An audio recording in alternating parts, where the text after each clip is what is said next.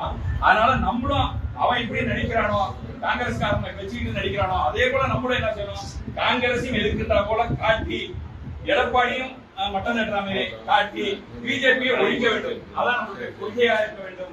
இந்த கொள்கையை உறுதிப்படுத்தினால்தான் வருகிற பாராளுமன்ற தேர்தலில் நம்ம பெருவாரியான வாக்கு வித்தியாசத்தில் வெற்றி பெற முடியும்.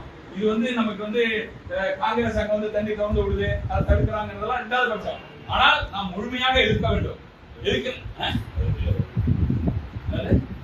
எதுக்கணும் எதுக்குங்கிற ஒரு மாயை காட்டணும். காட்டினாதான் உண்மையை மாயை காட்டணும். அப்பதான் இங்க இருக்கிற ராஜ்குமார் எம்எல்ஏவும் கடுமையா பேசணும்.